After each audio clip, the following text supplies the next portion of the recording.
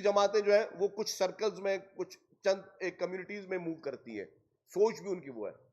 अभी जो सैलाब आए, उस सैलाब में 21 लाख घर सिंध में गिरे, उसमें पाकिस्तान पीपुल्स पार्टी वाहिद जमात है। हालांकि सैलाब पंजाब में भी आया, सैलाब बलूचिस्तान में भी आया, खैबर पख्तूनख्वा में भी आया।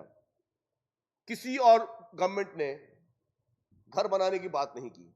वाहिद पाकिस्तान पीपुल्स पार्टी की हुकूमत सिंध थी जिसने चेयरमैन बिलावल भुट्टो जरदारी साहब के विजन पर कहा कि नहीं, हम उन 20 लाख लोग, 21 लाख लोगों को हम घर बना के देंगे, और बनाना शुरू कर दिए। कहा नहीं, सिर्फ कर दिए। लोग काफी जगहों पे लोग रहना भी शुरू हो जा रहे, प्रोसेस चलेगा, ये चलता रहेगा। तो मुझे ये बताएं, और ये मंसूबा क्या है? आप अभी गूगल कर लें, सारे दोस्त बैठे हैं जो टीवी पे भी देख रहे हैं, देख कर लें। पूरी दुनिया में किसी मुल्क ने, किसी हुकूमत ने इतना बड़ा housing project for poor people आज दिन तक मुफ्त घर नहीं दिए, जो कि पाकिस्तान पीपुल्स पार्टी की हुकूमत से ने ये प्रोजेक्ट शुरू किया। अगर आप जाके देखेंगे तो एक इससे पहले 8 लाख घर शायद नेपाल में कोई कैटास्ट्रॉफी हुई थी, वहां बने थे 8 लाख घर। हम 20 लाख घर बनाने जा रहे हैं, आप 21 लाख घर बनाने जा रहे हैं, और ये घर जो है ये गरीब औरतों को दिया जा रहा है, खवातीन को दिया जा रहा है। और खाली घर नहीं दिया जा रहा, वो लोग जो सरकारी जगहों पे, सरकारी जमीनों पे, जो मुख्तलिफ डिपार्टमेंट जमीन वहां पे लोग वो रह रहे थे, उनको उस जमीन की ओनरशिप भी दी जा रही है खवातीन को। मुझे बताएं, 21 लाख खवातीन, 21 लाख लोग नहीं है, ये 21 लाख खानदान को की मैं बात कर रहा हूं। मल्टीप्लाई कर लें आप 21 लाख खानदानों को, तो ये 21 लाख खानदानों को जो सहूलत पाकिस्तान पीपुल्स पार्टी हुकूमत सिंध देने जा रही है, और दे रही, शुरू हो गई है। और उसके साथ साथ 21 लाख खवातीन को ओनरशिप, जो आप कहते हैं रोटी कपड़ा और मकान, पीपुल्स पार्टी का पहले दिन से नारा था, आज दिन तक उस नारे पे पीपुल्स पार्टी ना सिर्फ नारा लगा रही है, अमल कर रही है, अमल है ये। इससे पहले अगर किसान खवातीन को 25-25 एकड़ मोहतरमा आसिफ अली जरदारी साहब ने जमीन देना शुरू की पूरे पाकिस्तान में, 25-25 एकड़, ताकि वो अपनी काश्तकारी खुद कर सके, मुफ्त में जमीन। इसे कहते हैं वेलफेयर स्टेट। और अगर अभी 21 लाख खानदानों को, खवातीन को ओनरशिप घर दिए जा रहे, इससे बड़ा सवाब का काम, इससे बड़ा नेकी का काम, इससे बड़ी अवाम की खिदमत और क्या हो सकती है? जो हमें कहते हैं कि यार आप क्या शोकेस करके दिखाओगे? भाई हमारे लिए बहुत आसान है कोई एक शहर बनाना, क्योंकि हमें शहर शोकेस, कराची सबकी शहर हक है, कराची पूरे मुल्क को चलाती है, कराची का सबसे ज्यादा हक है पूरे मुल्क के बजट पे। लेकिन कराची की खिदमत भी पाकिस्तान पीपुल्स पार्टी कर रही है। कराची में अभी बिलियन रुपीस की रेड लाइन और येलो लाइन, वो दोनों बड़ी स्कीम्स है, बिलियंस ऑफ रुपीस की, वो शुरू होने जा रही हैं। रेड लाइन शुरू हो गई है, येलो लाइन भी शुरू, वो भी अनकरीब शुरू हो जाएगी। वही बात यही कि सियासी हुकूमत होती है तो चीजों को ज्यादा जल्दी से लेके जाती है। उनको पता होता है कि जी मसले हैं क्या, इन मसाइल को हल कितना क्विकली करना चाहिए, कहां से करना चाहिए, किस तरह उन चीजों को फॉलोअप करना चाहिए। अनफॉर्चुनेटली केयरटेकर गवर्नमेंट लंबी चल रही है, तो जिसकी वजह से कामों में थोड़ी बहुत दुश्वारियां हैं, लेकिन ये चीजें और मजीद तेज होंगी। हम उनसे नेकी की उम्मीद करते हैं और अपील भी करते हैं केयरटेकर गवर्नमेंट से कि जो भी प्रोजेक्ट्स पब्लिक की भलाई के हैं, इन पे आप थोड़ा और स्पीड अप करें इन प्रोजेक्ट्स को। लेकिन मैं कह रहा हूं कि इस तरीके से कराची पे बिलियंस ऑफ रुपीज, कराची के पानी के नेटवर्क पे, बाकी सारे इंफ्रास्ट्रक्चर पे खर्चा हो रहा है। लेकिन पीपुल्स पार्टी ये नहीं करना चाहती कि बस हम बोले कि एक ही शहर है, बस जहां पे लोगों के घर गिर गए, बेबस लोग हैं, जिनके पास पहनने के कपड़े नहीं थे, जिनके पास पैरों में जूती नहीं थी, जिनके पास छत छुपाने जगह नहीं थी, उन गरीबों को हम क्या छोड़ दें? तो ये हमारे जो शोकेस काम है, ऐसा कोई एक काम, कोई एक जमात बता दे। पीटीआई आई, उसने सिर्फ झूठे नारे दिए, 50 लाख घर, 1 करोड़ नौकरियां, सिर्फ झूठ बोला, अफरा तफरी दी, मुल्क को तारीखी नुकसान पीटीआई ने पहुंचाया। पाकिस्तान की हिस्ट्री में जो नुकसान पाकिस्तान को नहीं पहुंच सकता था, जो कि पीटीआई की कायदत ने पाकिस्तान को पहुंचाया। कोई कसर नहीं छोड़ी पाकिस्तान को तबाही के दौरा पे लेके आना। उसके अलावा जितनी पार्टियां थी, उन्होंने भी कुछ नहीं किया, सिर्फ बातें की, कुछ नहीं किया। और आप बोले जी हमने एक शहर बना लिया बस। ओ भाई पूरे पाकिस्तान की बात करो। अगर 21 लाख घर हमने बनाए तो हमने ये, किसी ने ये नहीं पूछा भाई तुम वोटर किसके हो, तुम वोट किसको देते हो। अगर सिंध भर में सड़कें बनी तो ये नहीं बोला गया कि जी कौन सड़कों पर सफर करेगा। अगर हॉस्पिटल्स बनी है तो हम ये नहीं पूछते कि भाई आप वोटर हो, आप कौन से सूबे से हो, तो आपको इलाज कराया जाए। आप जाके ओपीडी में चेक करें। मैं तमाम जर्नलिस्ट को कहता हूं, बराए मेहरबानी आप कराची के एनआईसीवीडी के ओपीडी चले जाएं, एसआईयूटी चले जाएं, बाकी जगहों में चले। यहां पे लोग ईरान से, अफगानिस्तान से भी इलाज कराने के लिए आ रहे हैं। यहां के वो आप साइबर नाइफ में जाके देखें, आपको पेशेंट मिलेंगे ईरान से इलाज करवाने के लिए यहां पे आ रहे हैं। तो हम तो अवाम की खिदमत, खल्के खुदा की खिदमत इस तरह ही की जाती है। खल्के खुदा की खिदमत के लिए जहन में तासुब नहीं होना चाहिए। खल्के खुदा की खिदमत के लिए जहन में किसी के लिए नफरत नहीं होनी चाहिए। और पीपुल्स पार्टी नफरतों की सियासत को दफन करना चाहती है। नफरत, लड़ाई झगड़े की सियासत को हमेशा हमेशा के लिए हम दफन करना चाहते हैं।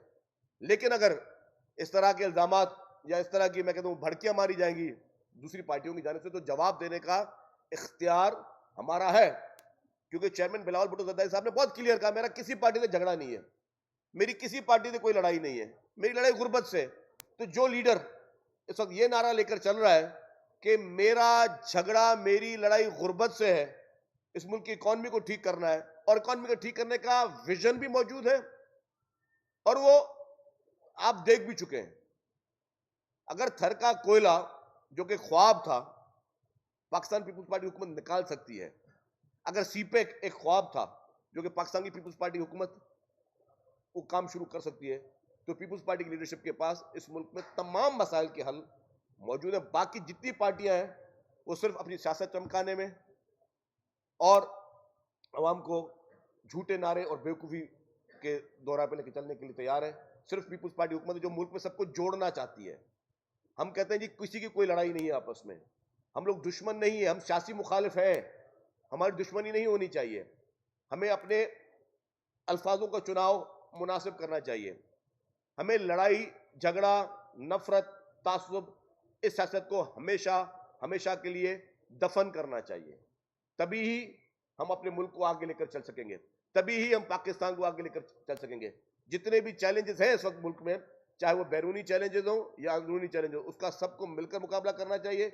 अपने इदारों को मजबूत करें, अपने इदारों की इज्जत करें, अपने इदारों के खिलाफ साजिशें ना करें, अपने इदारों के खिलाफ मन घड़त स्टोरियां ना छपवाएं, अपने इदारों के खिलाफ सोशल मीडिया पे नफरत अंगेज मवाद ना छपवाएं, लोगों को मिसगाइड ना करें। इदारों के खिलाफ आप बाहर बैठकर जो मुहिमें चलवा रहे हैं, उनकी फैमिलीज पे आप गुफ्तगू कर रहे हैं, उनकी फैमिलीज पर अटैक कर रहे हैं। ये सारी चीजें पाकिस्तान के हक में नहीं है।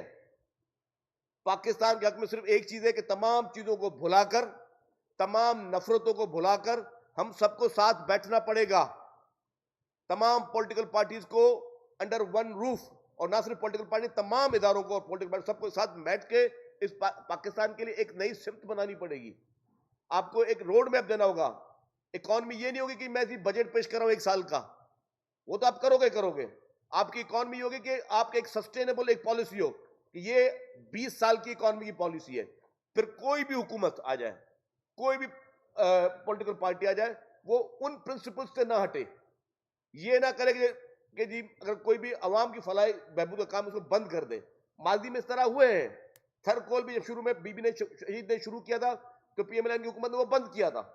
माजी में इस तरह की मिसालें मिली है। लेकिन अब मैं कह रहा हूं कि पिछली सारी बातों को भूलकर, पिछले सारे मसलों को भूलकर एक पाकिस्तान, स्ट्रांग पाकिस्तान बनाने के लिए तमाम पॉलिटिकल पार्टीज और तमाम इदारे, मैं कहता हूं जितने भी मुल्क में, वो सब एक साथ बैठे, अंडर वन रूफ बैठे, और फिर एक लॉन्ग टर्म पॉलिसी बनाए, ताकि हमारी ये जो छिकाऊ की पॉलिसी है, लड़ाई की पॉलिसी है, तनाव की पॉलिसी, वो खत्म हो। लोग बेजार हो चुके हैं, लोग मुकम्मल तौर पर बेजार हो चुके हैं इस लड़ाई से। लोगों को ये फिक्र नहीं है कि जी कौन क्या कर रहा है। लोग कहते हैं जी मेरे लिए क्या हो रहा है, मेरे लिए क्या रिलीफ मिल रहा है, मुझे कैसे रिलीफ मिलेगा। और मुझे रिलीफ इस तरह मिलेगा कि मैं यहां पे लोगों का मुफ्त इलाज कराऊं। मुझे रिलीफ इस तरह मिलेगा कि यहां मैं लोगों को अच्छी ट्रांसपोर्ट की सर्विस प्रोवाइड करूं। मुझे रिलीफ इस तरह मिलेगा कि मैं अपने किसानों के लिए मैं अच्छा प्रोग्राम पेश करूं, जो कि इस मुल्क की मईशत की शहरग है। इस किसानों को सबसे ज्यादा मैं सहूलियत दूं ताकि वो ज्यादा से ज्यादा क्रॉप्स लें, फिर आपकी क्रॉप्स एक्सपोर्ट हो। आपका एग्रीकल्चर बेस्ड कंट्री है। आप चले गए दूसरी तरीके से पैसे कमाने के चक्कर में, आपके पास आप दूसरे तरीके से चाह रहे हैं कि हम इस तरह पैसे मुल्क में बनाएं। नहीं, आपका जो मेन, आप सब सारे ऑप्शन यूज करें। मेन आपका जो है वो अगर एग्रीकल्चर सेक्टर, तो एग्रीकल्चर को मजबूत किस तरह करना है, किसानों को और काश्तकार को किस तरह मजबूत करना है, ये पॉलिसी होनी चाहिए। मजदूरों के लिए प्लान क्या है? मजदूरों के लिए प्लान मोहतरम बिलावल भुट्टो ज़रदारी साहब दे रहे हैं। किसानों के लिए प्लान मोहतरम बिलावल भुट्टो ज़रदारी साहब दे रहे हैं। पीपुल्स पार्टी की लीडरशिप, मोहतरमा असद जरदारी साहब का जो भी विजन था, आज वो कामयाब विजन है। अगर आज मोहतरमा असद जरदारी साहब ने 18 अमेंडमेंट की तो 18वीं आईनी तरमीम के बाद सूबों को ज्यादा इख्तियार मिले। अगर लोग बोलते थे 18वीं तरमीम में क्या फायदा मिला, अगर 18वीं तरमीम नहीं होती तो हेल्थ तो पहले भी फेडरल गवर्नमेंट के पास था। अगर 18वीं आईनी तरमीम नहीं होती तो ना यहाँ एनआईसीवीडी बनती, ना यहाँ चिल्ड्रन हॉस्पिटल बनते, ना एसआईयूटी बनती, ना यहाँ पे लिवर को लंग्स के ट्रांसप्लांट सेंटर बनते, ना यहाँ पे जितने भी मेडिकल फैसिलिटीज पीपुल्स पार्टी ने सिंध हुकूमत ने किए, ये सिर्फ 18वीं आईनी तरमीम का नतीजा था। वरना यही हॉस्पिटल एनआईसीवीडी और जिना हॉस्पिटल के लिए फेडरल गवर्नमेंट और प्रोविंशियल गवर्नमेंट लड़ाई करते रहे, हमें दो हमें दो हमें दो हमें दो, और फिर हुआ क्या, जब सिंध गवर्नमेंट के पास था तो सिंध गवर्नमेंट ने उसको अपने पैरों पे खड़ा किया।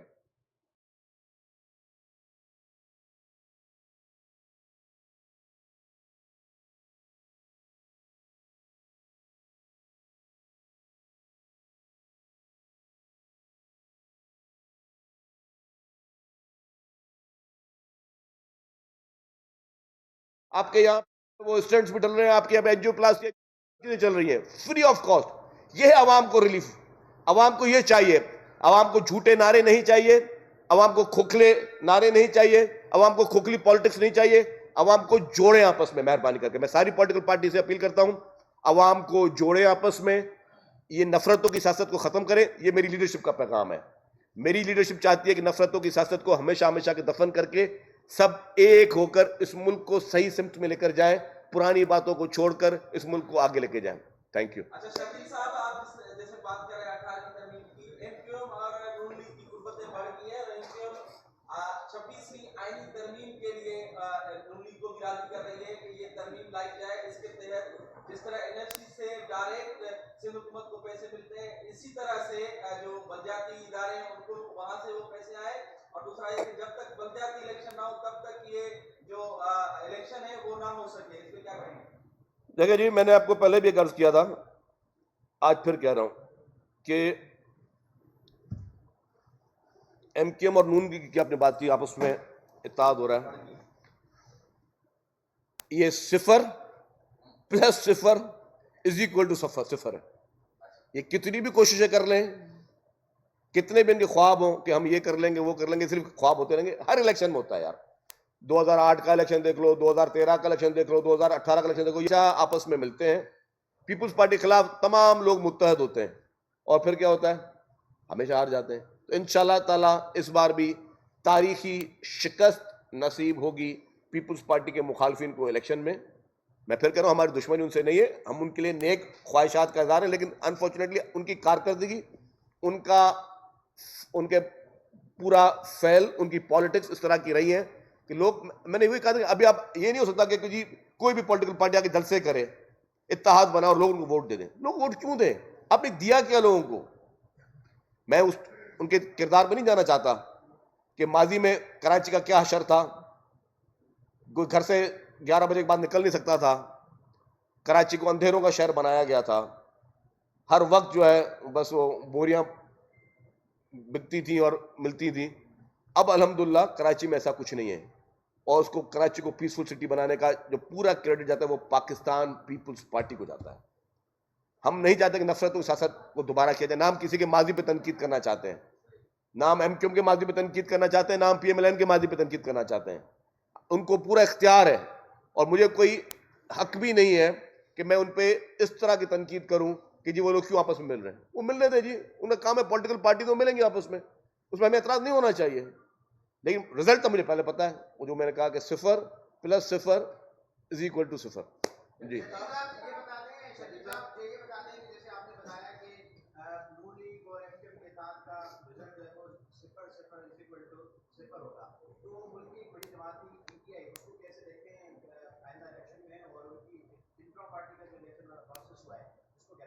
इंट्रा पार्टी उनकी जैसी इलेक्शन हुई है, मैं समझता हूं कि वो एक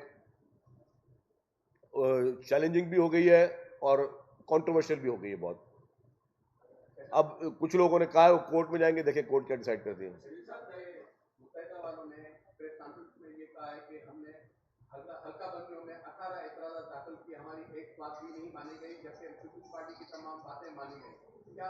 इलेक्शन कमिश्नर ने उनको मुज़ाकरात की दावत दी है, क्या अभी गुंजाइश है इसमें हल्का बंदियों में? देखिए, एमक्यूएम अगर चाहती है कि जो उनकी मर्जी से पूरी हल्कियाबंदियां की जाए तो वो इलेक्शन ही ना लड़े ना, वो डायरेक्ट अपने नताज ले ले, जो पहले होता था। जिस तरह पहले आपको याद नहीं है कराची के दोस्तों को किस तरह इलेक्शन के नताज आते थे, कि लोग जाते थे, क्या कहा जाता जी आपको वोट डल गया, खुदा हाफिज। तो इस बार ऐसा कुछ नहीं होने देंगे। धांधली की इजाजत किसी पॉलिटिकल पार्टी को नहीं मिलेगी। पीपुल्स पार्टी हर कॉन्स्टिट्यूंसी में धांधली का मुकाबला करेगी पूरे पाकिस्तान में। जहां जहां धांधली की कोशिश की गई पीपुल्स पार्टी रेजिस्ट करेगी। जहां पे अगर उनके हल्का बंदियों का कोई है तो वो जो आईनी रास्ता है वो आईनी रास्ता हर कोई इख्तियार करे, हमें उस पर एतराज नहीं है। फिर वो डिसाइड करें। हमें खुद इस वक्त हमारे जो अभी डिलिमिटेशन हुई है पीपुल्स पार्टी को सख्त शदीद उस पर एतराज आते हैं। हमारी सीट्स जो है वो कम कर दी गई हैं, हमारे मुख्तलिफ इजलास से हमारी सीटों को कम किया गया है, तो हम उसको आईनी तरीके से कानूनी तरीके से हम लोग कर रहे हैं। हम कोई ये नहीं कह रहे कि हम ये कर देंगे और वो कर देंगे।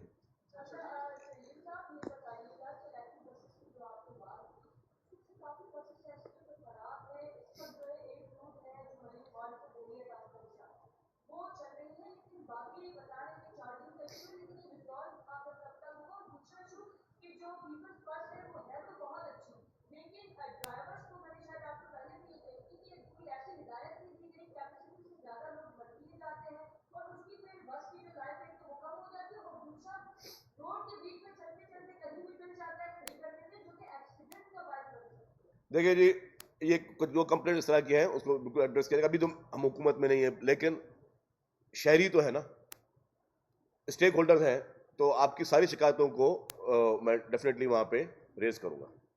ये वकास साहब, आपने जिक्र किया नून लीग के ऊपर जो भी चार्जशीट थी वो लाहौर को बनाते एक ऐसी जमात जो कि मुतनाज़ा है, जिनकी वो है, उनके साथ 16 माह हुकूमत आपका जुर्म है, मजबूरी, दबाव था या गलती थी? 16 माह हुकूमत ऐसी जमात के साथ क्यों की आपने? देखिए जी, उस वक्त इस मुल्क पे एक बेवकूफ, और मैं बेवकूफ से ज्यादा बोल दूं कि एक ऐसा शख्स हुक्मरान था जो इस मुल्क को नुकसान पहुंचा रहा था, और उसका वाहिद हल यह था कि उसको वोट ऑफ नो कॉन्फ्रेंस के जरिए निकाला जाए, जो पीपुल्स पार्टी ने किया। और वोट ऑफ नो कॉन्फ्रेंस के बाद जैसा निकला तो एक मखलूत हुकूमत बनी। मखलूत हुकूमत का मकसद ये था कि मुल्क को आगे लेके जाए। उसमें जो जो महकमे पीपुल्स पार्टी के पास थे वो पीपुल्स पार्टी ने उस पर परफॉर्म किया। जो जो महकमे पीएमएलएन के पास थे वो पीएमएलएन ने अपने तरीके से परफॉर्म किया। तो अब दोनों जमातों ने अपना अपना हिसाब देना है ना। उस वक्त मुल्क की, जब इमरान खान ने हुकूमत छोड़ी, मुल्क के दो बड़े चैलेंजेस थे। एक चैलेंज था इकोनॉमी का, जो तबाह करके चला गया इमरान खान। दूसरा चैलेंज था आपके फॉरेन रिलेशनशिप्स, जो कि इमरान खान ने तबाह किए।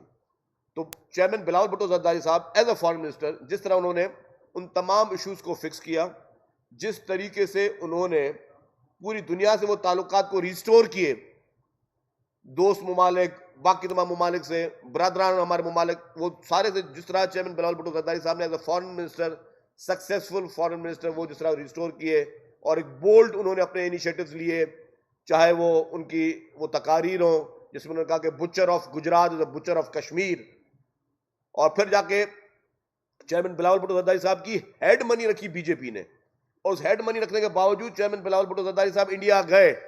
रूलिंग पार्टी ने उनके ऊपर हेड मनी रखी थी कि इनके सर की कीमत रखी थी। उसके बावजूद वो, क्योंकि शहीद जुल्फकार अली भुट्टो साहब के नवासे हैं, शहीद मोहतरमा बेनज़ीर भुट्टो साहबा और मोहतरमा आसिफ अली जरदारी साहब के फर्जंद हैं, तो उस हिम्मत और जुर्रत के साथ वो भारत गए, और वहां जाके भी उन्होंने पाकिस्तान का मुकदमा एक स्ट्रांग तरीके से लड़ा।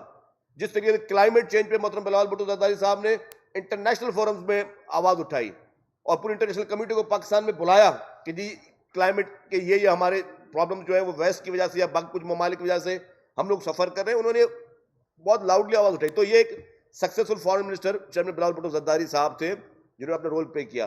फाइनेंस का महकमा पीएमएलएन के पास था। अब फाइनेंस में पीएमएलएन ने क्या किया, आईएमएफ के साथ मुज़ाकरात टाइमली किए, नहीं किए, देर की। शुरू में फिर बोला कि हमें आईएमएफ की जरूरत नहीं है, फिर बोला कि नहीं हम किसी की ब्लैकमेल में नहीं। तो जो भी चीजें, मैं उस कॉन्फ्रेंस में नहीं जाना चाहता। तो फाइनेंस के महकमा जो कि पीएमएलएन के पास था, उसका जवाब पीएमएलएन ने देना है। जो फॉरेन मिनिस्ट्री पीपुल्स पार्टी के पास थी, पीपुल्स पार्टी उसका जवाब देगी। और जो हमारी खदशात थे कि भाई फाइनेंस मिनिस्ट्री में जिस तरह मिस हैंडल किया गया सिचुएशन को, सिचुएशन और खराब की गई, वो बात अब मैं तो नहीं कर रहा हूं, दानियाल अजीज साहब भी कर रहे हैं। दानियाल अजीज जो कि पीएमएलएन के एक सीनियर लीडर है, वो खुद कह रहे हैं कि जी मिस हैंडल किया गया मुल्क की इकॉनमी को। उसी तरीके से जिस तरह मिफ्ता इस्माइल साहब कह रहे थे कि मिस हैंडल किया गया, गलत तरीके से पॉलिसी बनाई गई, जिसकी वजह से डॉलर का रेट आपका बढ़ा, जिसकी वजह से आपकी इकॉनमी पे मजीद प्रेशर आया, जिसकी वजह से आपकी सूरत हाल खराब हुई। तो ये सारी चीजें जो है ये किसी से ढकी छुपी नहीं है।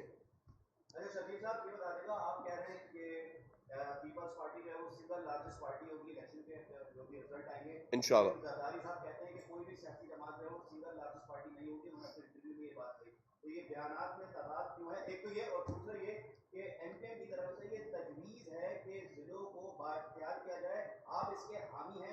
देखें, दो बातें दादा आपने बात की ना, ज़ाहिर साहब ने कहा कि जो इलेक्शन रिजल्ट्स के बारे में, ज़रा वो हमारे बड़े हैं, हर आदमी अपने मुंह कोई मियाँ मिठू नहीं होता। वो लेकिन हमें पता है जो सूरत हम रोडों पे देख रहे हैं, उनको भी पता है, वो हमसे ज़्यादा समझदार है ज़ाहिर साहब। उनको पता है कि पीपल्स पार्टी क्लीन स्वीप करेगी, लेकिन वो उनका हर एक का अपना अपना तरीका है, अंदाज है उसको करने का। मैं भी ये बोलूँगा पीपल्स पार्टी क्लीन स्वीप करेगी, पूरे पाकिस्तान से करेगी। पंजाब में तो अभी तो बलूचिस्तान में और केपीके में गए, फिर अभी केपीके में जाएंगे चेयरमैन साहब, लेकिन जब पंजाब में अभी जाएंगे तो आपको जो पंजाब में रिस्पॉन्स नजर आएगा वो बहुत बड़ा सरप्राइज होगा इंशाल्लाह ताला। साउथ पंजाब में तो अभी से ही अच्छी खबरें आ रही है, लेकिन सेंट्रल पंजाब में भी इंशाल्लाह ताला पाकिस्तान पीपल्स पार्टी बड़ी अक्सरियत से सीट लेगी। क्योंकि लोग, मैंने कहा कि लोग अब नफरत की सियासत नहीं चाहते कि कभी एक लीडर इमरान खान क्या कहता था, इसको पकड़ लो, इसको अंदर कर दो, इसको छोड़ूंगा नहीं। मियाँ साहब है, उन्होंने भी बात शुरू कर दी कि जिन्होंने मेरे साथ किया उसका हिसाब होना चाहिए, पहले मैं इसको देखूंगा। तो ये लड़ाई झगड़ा खत्म करें, मेहरबानी। इस वक्त लड़ाई झगड़े का वक्त नहीं, और ना ही अवाम इस वक्त लड़ाई झगड़ा पसंद करते हैं, और ना ही अवाम ये चाहते हैं कि मजीद लड़ाई झगड़े हों। देखिए जी, थर्ड टीयर ऑफ गवर्नमेंट की स्ट्रेंथ वो तो पीपल्स पार्टी का मंशूर भी यही है। पीपल्स पार्टी चाहती है कि तमाम जिले गवर्नमेंट से उनको स्ट्रेंथन किया जाए। अभी भी पहले भी पावर से अभी और मजीद दिए गए हैं, तो पीपल्स पार्टी चाहती है कि भाई, क्योंकि ये पावर की जो है वो निचली सतह तक जो मुंतकिली, वो तो पीपल्स पार्टी का नारा है।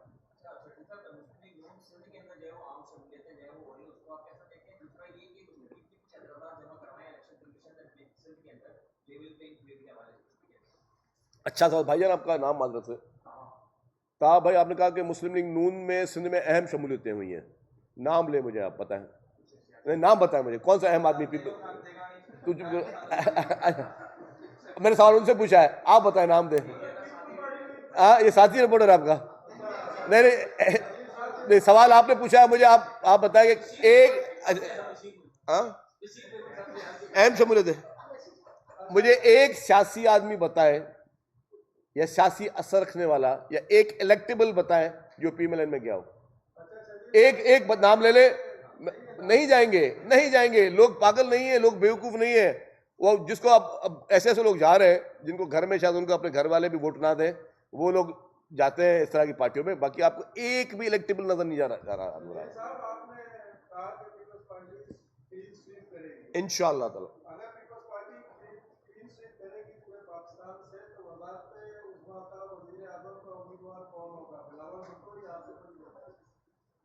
देखिए, मैं आपको बताऊं, पीपल्स पार्टी इंशाल्लाह ताला क्लीन स्वीप करेगी, और इंशाल्लाह ताला आप देखेंगे कि चेयरमैन बिलावल भुट्टो जरदारी साहब पाकिस्तान के नए वजीर आज़म होंगे, और इंशाल्लाह ताला पाकिस्तान पीपल्स पार्टी जो अवाम की खिदमत में यकीन रखती है, वाहिद जमात, वो अपने अवाम की खिदमत जारी रखेगी। Thank you very much. Allah हाफिज़।